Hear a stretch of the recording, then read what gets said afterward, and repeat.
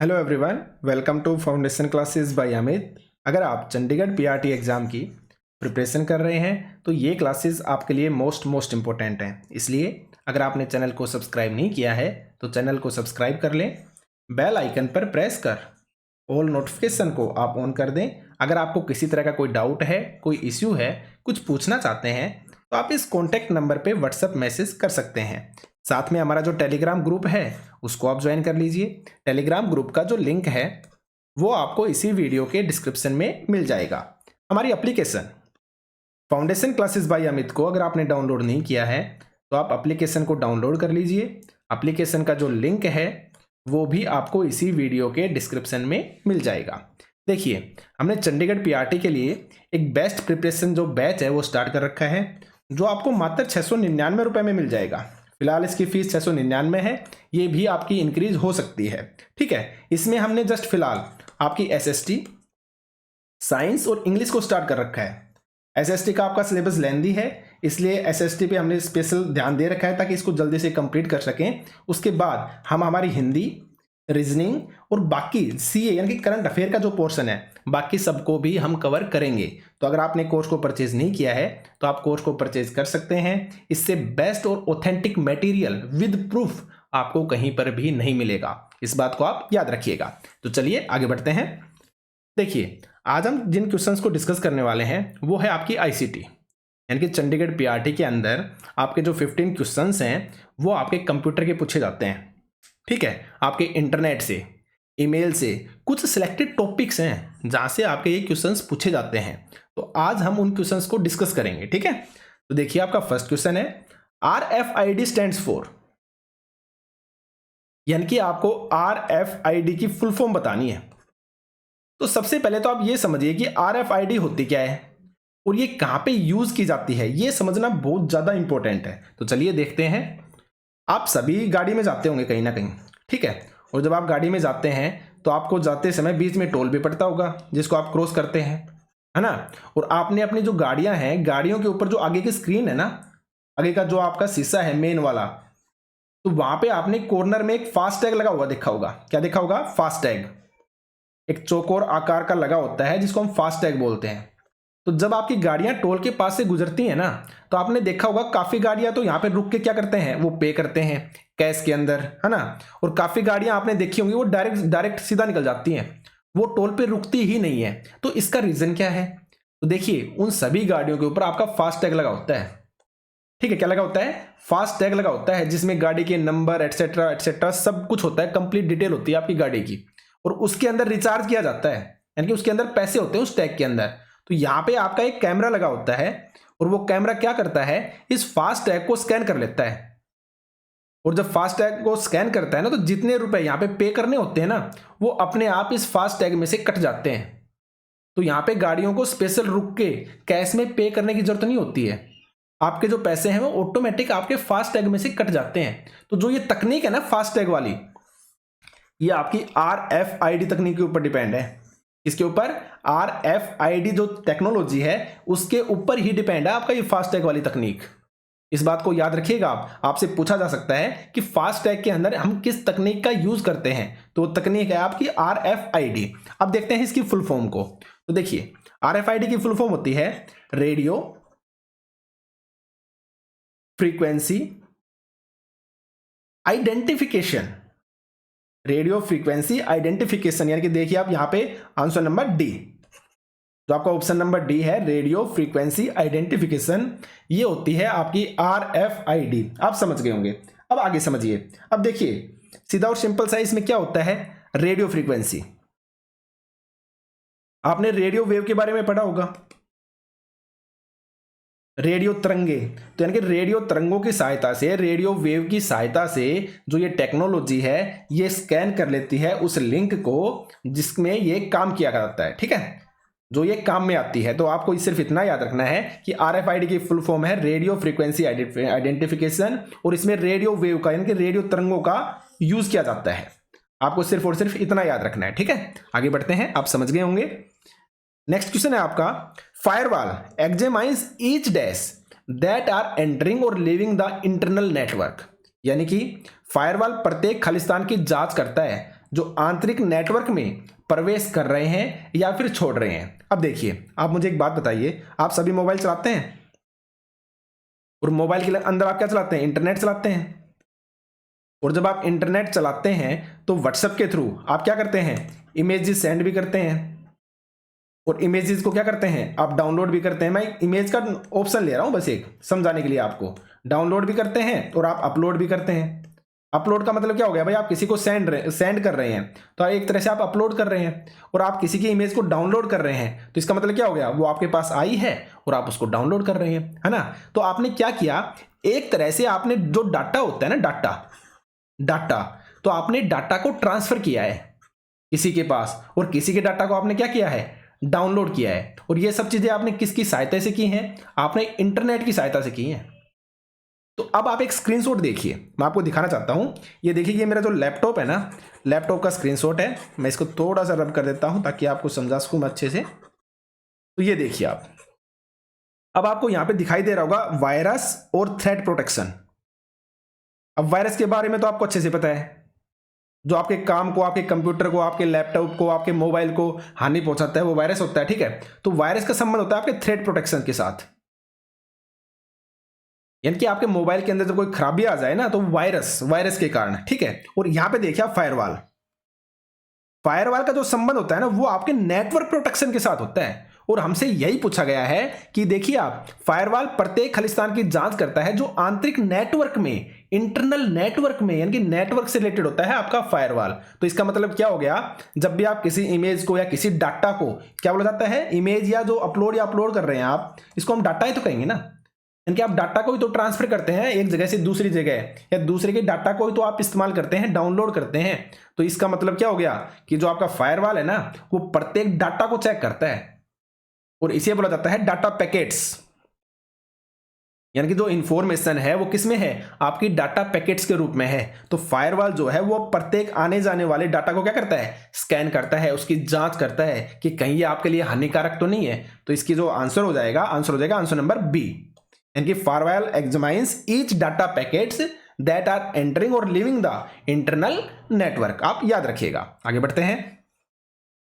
Next question है आपका, web page बनाने के लिए निम्नलिखित में से किस शब्द का प्रयोग किया जाता है? आप वेब पेज बना रहे हैं तो आप FTP का यूज करेंगे, HTML का यूज करेंगे, HTTP का यूज करेंगे, या फिर URL का यूज करेंगे? तो आप देखिए अब आगे, ये है आपके सामने। तो आपको यहां पे ये दिखाई दे रहा है, ये जो बॉक्स सा है यहां पे, ये वाला बॉक्स। तो इस बॉक्स के अंदर है ना, हम URL डालते हैं, और URL की फुल फॉर्म होती है यूनिफॉर्म रिसोर्स लोकेटर। आप सुन लीजिए, यूनिफॉर्म रिसोर्स लोकेटर आपके URL की फुल फॉर्म होती है। तो आप देखिए यहां पे देख रहे हैं आप java.t.com, तो ये तो है आपकी वेबसाइट, और ये आगे की डिटेल है। तो जब आप ये डिटेल डालते हैं, वेबसाइट डालते हैं, जैसे आप एंटर को दबाएंगे ना, तो आपके सामने ये ओपन होके आता है। तो इसको बोला जाता है आपका वेब पेज। यानी कि आपने वेबसाइट को एंटर किया, और एंटर करने के बाद जैसे ही आप एंटर पे क्लिक करेंगे ना, तो आपके सामने जो पेज खुल के आता है ना, वो आपका वेब पेज होता है। और एक वेबसाइट के अंदर आपके अनलिमिटेड वेब पेज हो सकते हैं। कहने का मतलब क्या है? अब यहां पे देखिए आप, यहां पे लिखा हुआ है रेंट फर्नीचर नाउ। तो आप जैसे ही इस पे क्लिक करेंगे ना, तो आपके सामने एक अलग से वेब पेज और खुल के आ जाएगा, जहां पे आपको फर्नीचर की फोटो दिखाई देंगे। वहां पे भी अगर कोई आपको फर्नीचर पसंद आए, जैसे आपको कुर्सी पसंद आ गई, जैसे आप उस कुर्सी पे क्लिक करेंगे तो वो आपको एक और वेब पेज पे लेके जाएगा, जहां पे उस जो कुर्सी की जो विशेषताएं हैं वो बताई गई होंगी। वहां पे आपको पैसे दिखाई देंगे, अब भाई आप इतना पे कीजिए, आपको एक कुर्सी मिल जाएगी। तो वो होते हैं आपके वेब पेज। यानी कि एक वेबसाइट के अंदर अनलिमिटेड आपके वेब पेज हो सकते हैं, और ये होते हैं आपकी HTML के अंदर। इसमें आपके HTML, यानी कि आपसे पूछा गया था वेब पेज बनाने के लिए किस शब्द का प्रयोग किया जाता है, तो वो शब्द है आपका HTML। HTML की फुल फॉर्म क्या होती है? Hyper text markup language. Full form क्या होती है? हाइपर टेक्स्ट मार्कअप लैंग्वेज, ठीक है। उसके बाद देखिए एक HTTP है। HTTP की फुल फॉर्म भी आप याद रखिए, हाइपर टेक्स्ट ट्रांसफर प्रोटोकॉल। ये हो गया आपका HTTP, और URL की मैं आपको बता चुका हूं, यूनिफॉर्म रिसोर्स लोकेटर, ये आपकी URL की फुल फॉर्म होती है। तो अब आप वेब पेज का मतलब आसानी से समझ गए होंगे, ठीक है। तो वेब पेज जो होता है ना, वो आपका एक तरह से डॉक्यूमेंट ही होता है, जो आपके रिटर्न फॉर्म में होता है। और किस रिटर्न फॉर्म में? आपकी HTML की रिटर्न फॉर्म में होता है। बस आपको सिर्फ और सिर्फ इतना ही याद रखना है, ठीक है। आगे बढ़ते हैं।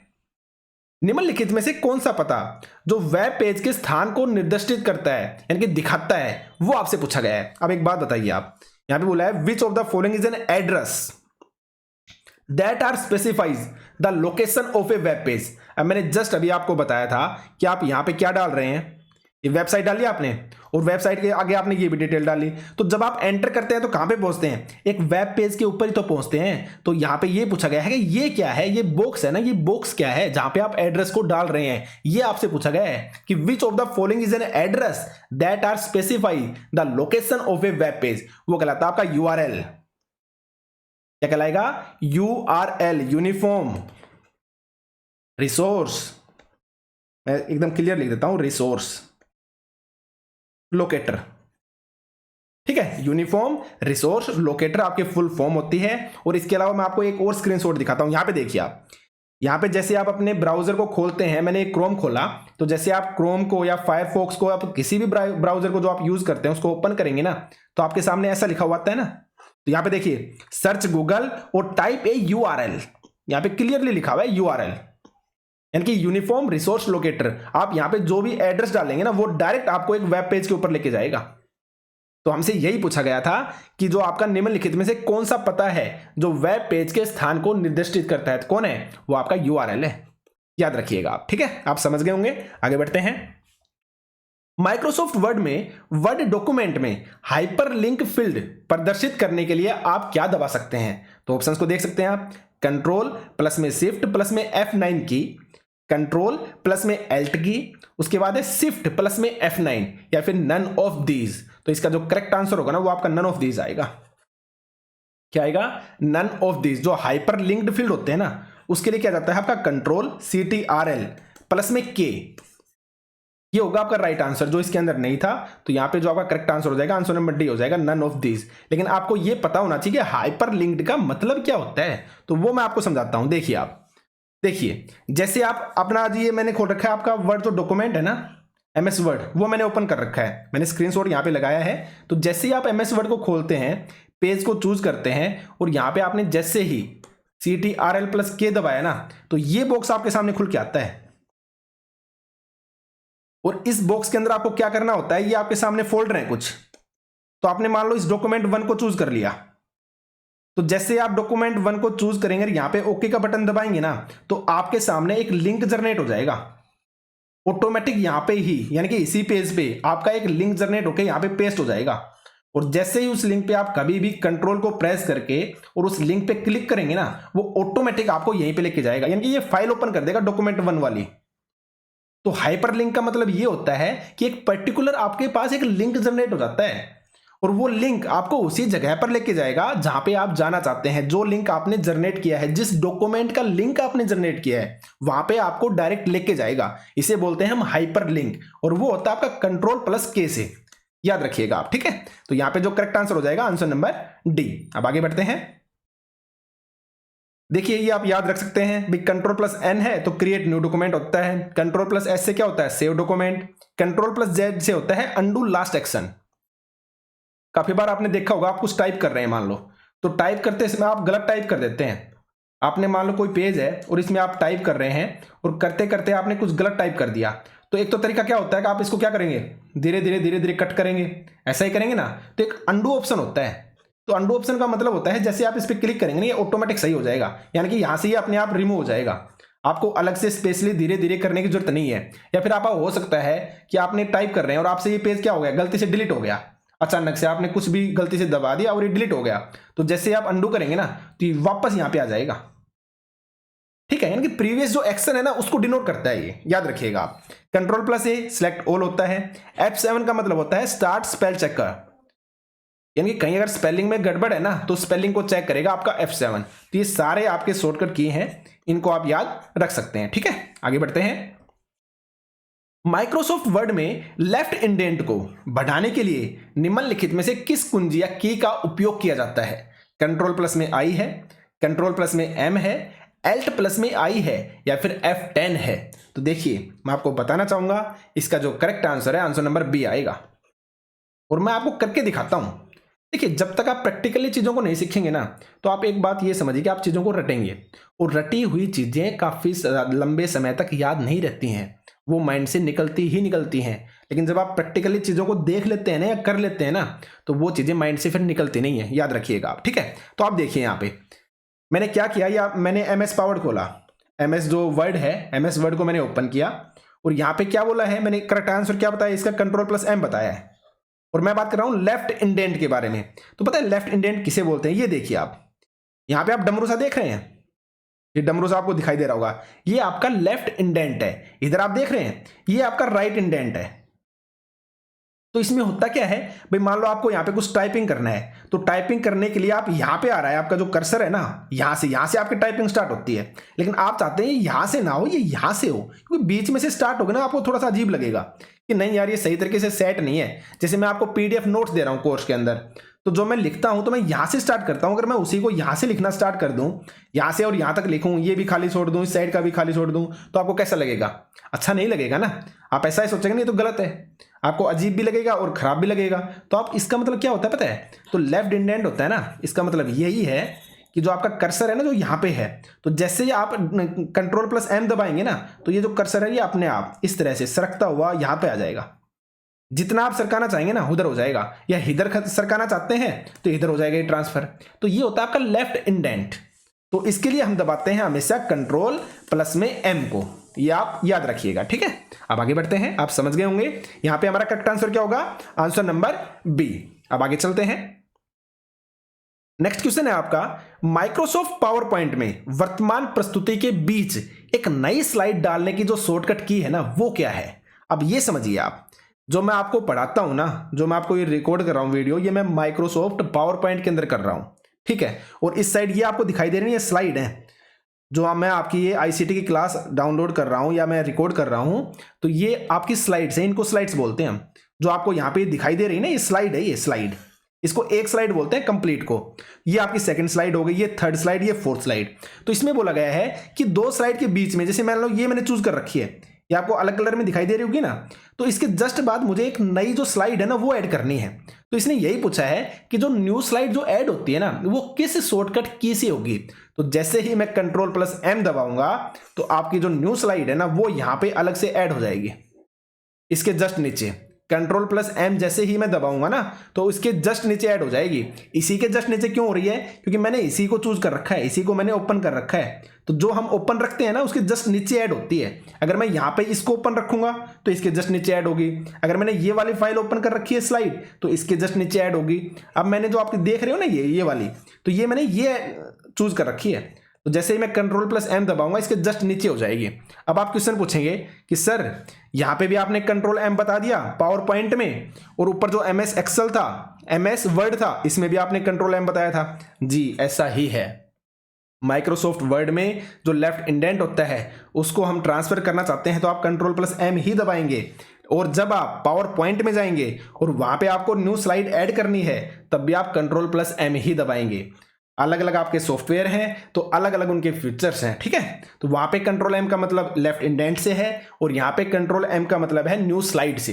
दोनों चीजों में आप डिफरेंस को याद रखिएगा। ठीक है, और यही कंफ्यूज करने के लिए दिया है। अब जिसने ये दोनों क्वेश्चन लगातार देखे होंगे पेपर के अंदर, उसने सोचा होगा भाई इसमें मैंने कंट्रोल M चूज कर दिया, तो नेक्स्ट वाले में तो कंट्रोल M थोड़ी ना आएगा। और यही चीज वहां क्या हुई, वहां पे आप मार खा गए।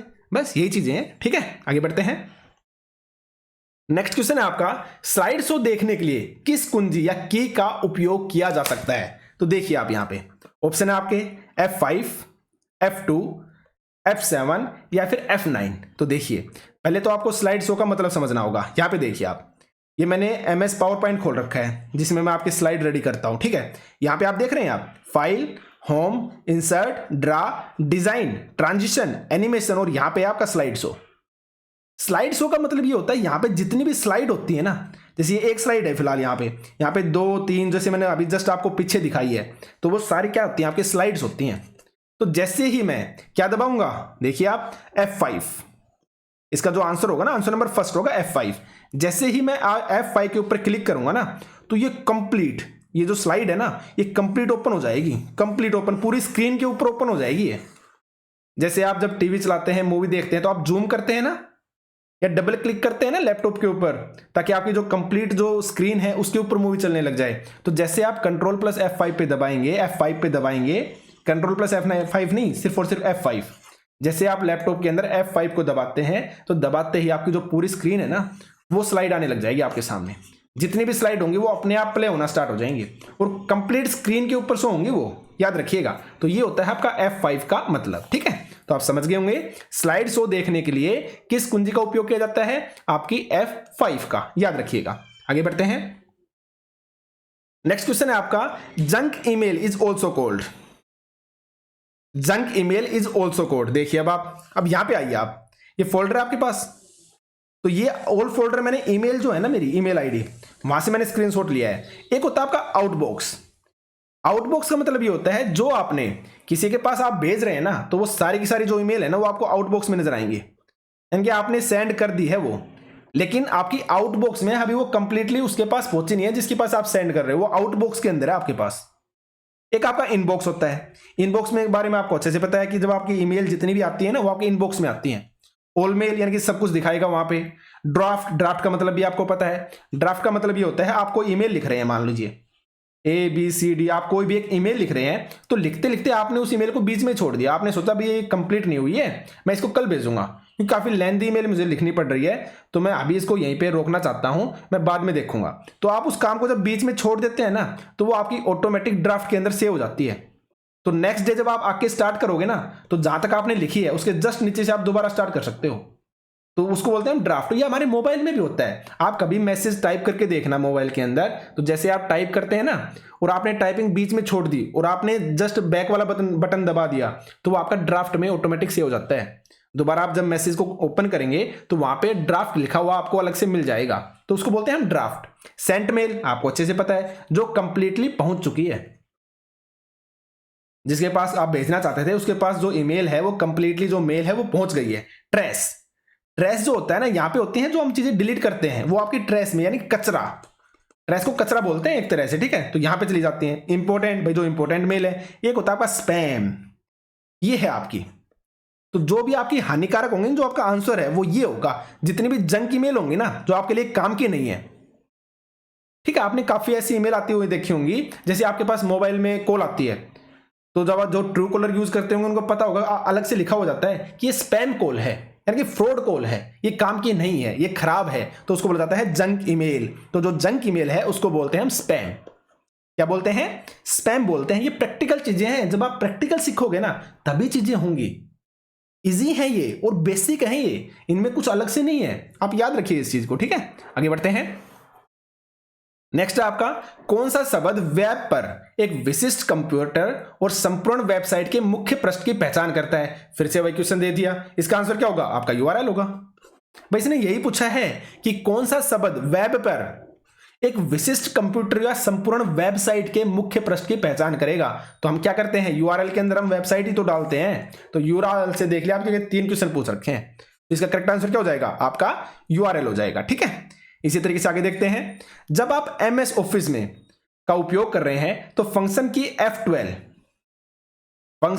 F12 है वो क्या काम करती है? तो देखिए, सेव एज डायलॉग बॉक्स खोलती है, ओपन डायलॉग बॉक्स खोलती है, डिस्प्ले सेव डायलॉग बॉक्स खोलती है, या फिर फॉन्ट डायलॉग बॉक्स खोलती है। तो इसका जो करेक्ट आंसर होगा ना, वो होगा आंसर नंबर फर्स्ट। क्या होगा? आंसर नंबर फर्स्ट होगा। मैं आपको विद प्रूफ दिखाना चाहता हूं, ठीक है। देखिए आप यहां पे, ये मैंने MS वर्ड खोल रखा है, MS ऑफिस जो है, MS वर्ड है, वो मैंने ओपन कर रखा है। और जैसे ही मैंने क्या दबाया, इसमें क्या बोला है, देखिए F12। जैसे ही मैं F12 पे प्रेस करूंगा ना, तो आपके सामने ये बॉक्स अलग से खुल के आ जाएगा। और यहां पे देखिए आप डॉक्यूमेंट 1 लिखा हुआ है, यानी कि जो आपने ओपन कर रखा था ना, वो वहां पे किसी नाम से हो जाएगा, डॉक्यूमेंट 1। और सेव एज का मतलब ये होता है कि उस फाइल को आप कहां पे सेव करना चाहते हैं। यहां पे आपको ऑप्शंस मिलेंगे, तो यहाँ पे आप इस फाइल का नाम भी चेंज कर सकते हैं और इसकी जो लोकेशन है ना, जहाँ पे आपको सेव करनी है, भाई आपको डेस्कटॉप पे करनी है या आपकी जो ड्राइव है, C drive, E drive, D drive, जहाँ पे भी आप सेव करना चाहते हैं ना, उसको बोला जाता है सेव एज। तो ये होता है आपकी F12 की सहायता से, ठीक है। तो इसका जो करेक्ट आंसर आएगा आपका F12 हो जाएगा। आप समझ गए होंगे, ठीक है। आगे बढ़ते हैं। नेक्स्ट है आपका, निम्नलिखित में से कौन सा गलत ईमेल है। ये तो आपके लिए इजी होगा भाई, नॉर्मल सी बात है। @yahoo.com ईमेल है, @gmail.com आपका ईमेल है, @solution.education ये भी क्या है, आपका ईमेल है। लेकिन www.guruprem.com ये आपका ईमेल नहीं है, ये आपकी वेबसाइट का पता है। www का मतलब क्या होता है, वर्ल्ड वाइड वेब, ठीक है। और ये आपकी वेबसाइट का पता है, ये आपकी ईमेल नहीं है। तो करेक्ट आंसर क्या हो जाएगा आपका, आंसर नंबर डी, कि ये आपकी इनकरेक्ट ईमेल है, ईमेल एड्रेस है, ठीक है। आगे बढ़ते हैं। माइक्रोसॉफ्ट एक्सेल में खालिस्तान फॉर्मूला का प्रयोग कर नई गणनाएं की जा सकती हैं। तो इसका आंसर आएगा आपका एरे फॉर्मूला। जो एरे फॉर्मूला होता है, इसका यूज करके हम जो नई या मल्टीपल जो कैलकुलेशन है उनको कर सकते हैं, ठीक है। एक है आपका, वर्कशीट सेल में करंट टाइम एंटर करने के लिए किस फंक्शन का इस्तेमाल करते हैं। तो जब हम करंट टाइम हमको जब एंटर करना होता है तो हम यूज करते हैं इक्वल टू नाउ और स्लैश का। ये ऑप्शन आप देख सकते हैं कि आंसर नंबर सी क्या हो जाएगा, हमारा करेक्ट आंसर हो जाएगा। देखिए ये आपके आईसीटी के क्वेश्चंस थे। मैं आपको बताना चाहूंगा कि आप प्रैक्टिकल तरीके से चीज़ों को कीजिए। अगर आप प्रैक्टिकल करेंगे ना तो चीज़ें माइंड में सेट भी रहेंगी और आप मार भी नहीं खाएंगे। आप चीज़ों को समझ के करिए, ठीक है। तो अगर आपने कोर्स को परचेज नहीं किया है और आप कोर्स को परचेज करना चाहते हैं तो मात्र 699 रुपये में आप कोर्स को प्राइस प्राप्त कर सकते हैं और यहाँ पे आपको बेस्ट एंड ऑथेंटिक मटेरियल मिलेगा। ये इस बात की मैं आपको गारंटी देता हूँ, ठीक है। आपको क्वेश्चंस एग्जाम में देखने को मिलेंगे, याद रखिएगा आप। तो आज के सेशन में सिर्फ इतना ही। Thank you.